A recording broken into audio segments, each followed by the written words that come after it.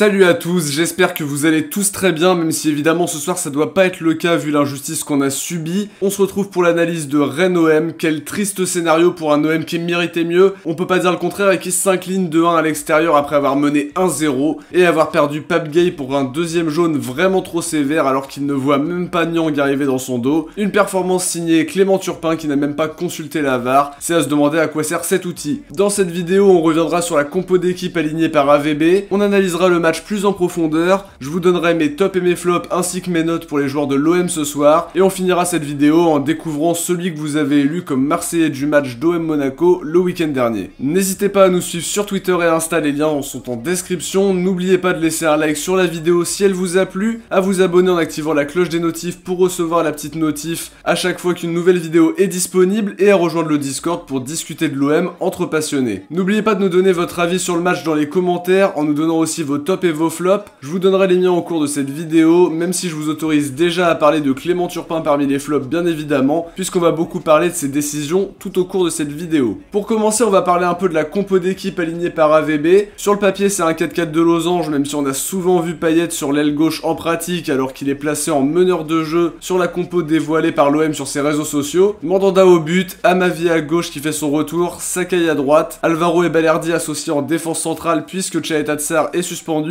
Au milieu, Camara est placé en sentinelle avec devant lui Rongier et Gueye. Payet est, comme on l'a dit précédemment, placé en position de meneur de jeu officiellement. Et devant on retrouve le duo Benedetto-Thauvin qui avait très bien fonctionné à Monaco. Une compo très séduisante sur le papier et qui finalement s'avère être un bon choix au coup d'envoi si on regarde uniquement les 30 premières minutes de la première mi-temps. Pour analyser le match plus en profondeur, je vais d'abord commencer par saluer la première mi-temps de l'OM qui est arrivé dans le match avec un super état d'esprit. On a eu des situations dangereuses, Thauvin a été trouvé plus régulièrement, il y avait du rythme, il y avait des changements justement de côté. J'ai vraiment vu de belles choses. Sur les occasions, il y en a eu quand même deux très grosses. D'abord Balerdi qui n'a plus qu'à ajuster et s'est sauvé sur la ligne. Benedetto qui doit la mettre au fond aussi sur une super passe de Thauvin. Finalement, on ouvre le score grâce à Pape Gueye, un super but et une frappe limpide et imparable pour ouvrir le score. La joie sera de courte durée parce qu'évidemment, comme d'habitude, Monsieur Turpin nous gratifie de sa meilleure subjectivité. C'est sûrement lui l'homme du match côté rennais après avoir exclu Pape Gueye sur une faute qui ne méritait pas de prendre un deuxième jaune très clairement, donc une expulsion et puis le petit jaune sur Carvalho qui conteste. La spéciale Turpin, on l'a dit. Alors je vais pas commencer à crier au complot et à parler de corruption, je suis pas une personne compétente pour accuser comme ça, mais je vais vous rappeler une petite stat qui a tourné sur Twitter dans la journée, qui nous vient de l'excellent compte Droit au but TV, 63 cartons jaunes distribués contre l'OM par Clément Turpin, ce même compte qui nous rappelle les expulsions sévères de Valbuena, Dimboula, Denkoulou, Rodfani et même Tchaeta Tsar plus récemment, un arbitrage qui pose question mais qui ne sera suivi d'aucune sanction évidemment, rien n'est remis en cause. La subjectivité de Monsieur Turpin peut continuer jusqu'à l'infini, lui qui est protégé par le totem d'immunité de Koh-Lanta au niveau de la LFP. Je suis très en colère de voir ça, c'est une injustice pure, ça nous oblige à souffrir pendant 1 heure à 10 contre 11 alors qu'on mène 1-0 et que Rennes a du mal, surtout sur le plan défensif et offensivement c'est pas non plus la folie. Je vais aussi parler de la passe d'Aguerd pour Salin qui me paraît être une passe en retrait à son gardien. Là pareil, rien n'a été dit, rien n'a été fait, il n'y a pas de VAR, il n'y a rien du tout, et Rennes s'en sort très bien alors que la passe en retrait qui est interdite, on la prend quand on est en poussin, donc c'est très grave, on sait que quand on est gardien, on ne peut pas la prendre à ce moment-là. Donc pareil, rien n'a été dit, et évidemment, comme c'est l'OM, on dira rien encore plus. Je suis vraiment scandalisé par l'arbitrage ce soir, d'habitude je me concentre sur la performance de l'OM et je veux pas que l'arbitrage soit l'arbre qui cache la forêt. Ce soir c'est un vrai tournant alors qu'on maîtrise le match, qu'on a des occasions, qu'on a le bon état d'esprit et la confiance, on se fait tuer notre match par un arbitre qui avait l'air d'avoir qu'une seule envie, détruire l'OM, et c'est pas la première fois. Pour revenir au foot, faut quand même consolider l'équipe. Benedetto qui trinque alors qu'on sait qu'il est bien mieux maintenant dans l'état d'esprit et aussi dans ce qu'il peut apporter. Germain lui va rentrer en deuxième pour faire les efforts. L'OM doit jouer recroquevillé en mode ultra défensif à la FIFA, sauf que cette fois-ci on est à 10 et comme on l'a dit en première mi-temps, Rennes est trop inoffensif et n'avait pas l'air de pouvoir nous inquiéter plus que ça. Autre événement important, Jordan Amavi qui sort sur blessure, probablement au mollet. On espère que ça ira et que c'est pas trop grave puisqu'on sait à quel point il apporte cette saison. En deuxième mi-temps, donc faut jouer safe, faut jouer en défendant très bien. On peut pas se créer d'occasion parce que sinon on s'expose trop. Pour autant, Amari Traoré égalise à l'heure de jeu. AVB sort Thauvin et Payet pour faire rentrer Strootman et Cuisance et passer à 5 derrière avec Camara qui descend pour consolider l'axe. On n'est plus en position d'aller gagner le match, faut absolument cadenasser et garder le point du nul. Pourtant, Unou va nous mettre le 2-1 à la 83e et là je crie vraiment à l'injustice parce que garder le match nul ça aurait été une moindre peine. Là c'est vraiment une honte. Turpin est venu pour nous nous tuer notre match et il a bien réussi son coup. Petit message à la LFP, réagissez messieurs, nous supporters marseillais on est peut-être passionnés, on est parfois peut-être trop justement dans l'excès, peut-être parfois pas assez mesuré, mais ce soir ouvrez les yeux, c'est du vol ultime et sans ce rouge le match est diamétralement différent. Dommage pour AVB qui voulait au moins tenir le nul et on peut pas lui donner tort. J'attends des réactions, celle du président Héros, celle du coach, celle des joueurs en zone mixte. Je fais le débrief directement après le match donc j'ai pas le temps de voir justement ces interviews. Je les aurais probablement vues au moment où la vidéo sortira, mais pour l'instant les conférences ne sont pas encore faites évidemment au moment où je tourne cette vidéo. Faut se faire entendre justement à ce niveau là et aussi que Gay se fasse retirer son rouge à la commission. C'est pas normal que ça se passe comme ça alors qu'il n'a rien fait d'excessivement grave non plus. Pour les tops et les flops, on va commencer par les tops et je dirais Pape Gay qui malgré son expulsion plus que sévère a marqué un super but. Il a été très bon à la récup, son rouge fait beaucoup de mal tant sur l'infériorité numérique que dans l'impact au milieu. C'est un vrai tournant du match. Pour autant sur la première mi-temps je trouve que l'OM a été très bien. Malgré les 2 grosses occasions ratées, j'ai trouvé tous les joueurs relativement bien en place dans le match. Individuellement j'ai quand même plutôt bien aimé la performance de Payet que j'ai trouvé très en jambes, qui avait envie de proposer quelque chose. Et évidemment il est sorti peut-être un petit peu tôt alors qu'il aurait pu faire la différence, mais fallait aussi consolider pour être un peu plus défensif. Thauvin aussi a donné de bons ballons, un qui est pas converti par Benedetto. Je trouve quand même qu'il a pas été récompensé de ce qu'il a pu faire,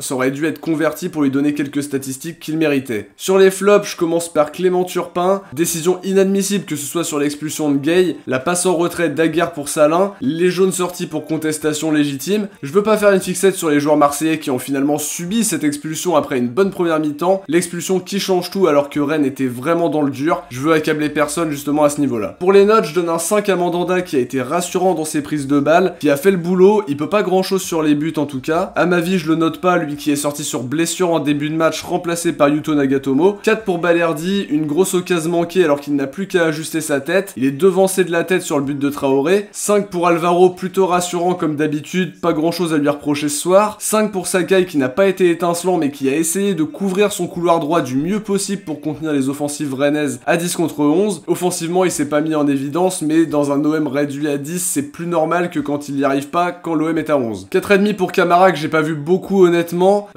Évidemment, on l'a vu à un niveau moins bon que ces derniers matchs où vraiment il a été énorme. Après, il enchaîne beaucoup et c'est normal qu'il ait aussi des coups de moins bien, lui qui fait vraiment le boulot sur les dernières rencontres. 6 pour Gay malgré son expulsion qu'il ne mérite pas à mon sens, mais je suis peut-être pas assez objectif. Il marque un super but et victime d'une injustice. Je trouve ça dommage parce qu'il faisait un super match autant sur son but qu'à la récupération et à son impact au milieu. 4,5 pour Rongier que j'ai pas forcément trouvé énorme non plus ce soir. Il a en tout cas fait les efforts comme tous les autres. 6 pour Payet, passeur décisif pour Gay et bien mieux dans l'état d'esprit et l'envie. J'aurais aimé le voir dans un OM à 11 pendant 90 minutes. Passeur sur la grosse occasion de Balerdi aussi, il a été relativement bon. Benedetto ce sera un 4, grosse balle de but ratée malgré une confiance retrouvée qu'on a remarqué sur ses déplacements et ses décrochages. Thauvin 5,5 qui a donné de bons ballons, notamment un qui n'a pas été converti par Benedetto comme on l'a dit, mais on aurait aimé qu'il soit plus récompensé que ça. Pour les remplaçants, je donne un 4 à Germain qui a été très bien dans l'envie mais qui n'a été cantonné qu'à défendre. Nagatomo un 4 aussi, lui qui n'est pas très rassurant et qui nous rappelle qu'on a besoin d'Amavi. Je ne note pas Cuisance, Strootman et Marley Ake qui n'ont eu que 20 minutes max, un peu moins, c'est plus de l'ordre de 5 minutes quand même pour Marley Ake, mais ces 3 joueurs-là ont pas pu montrer quelque chose dans une équipe réduite à 10, malheureusement. On va terminer cette vidéo en découvrant quel est le Marseillais du match d'OM Monaco selon vous. Vous avez été presque 2000 à voter, merci à tous. Vous avez élu Dario Benedetto en tant que Marseillais du match avec 44%, suivi par Mandanda et ses 24%. Thauvin lui ferme le podium avec 18%. Le sondage pour le match contre Rennes est disponible dans l'onglet communauté les amis, n'hésitez pas à aller voter. On arrive à la fin de cette vidéo les amis, merci à tous de l'avoir regardé. Si elle vous a plu, n'oubliez pas le pouce bleu et de vous abonner pour être au courant de chaque sortie de vidéo. On se retrouve vendredi pour l'analyse d'avant-match d'OM Reims qui se joue samedi. Ciao, portez-vous bien et surtout allez l'OM.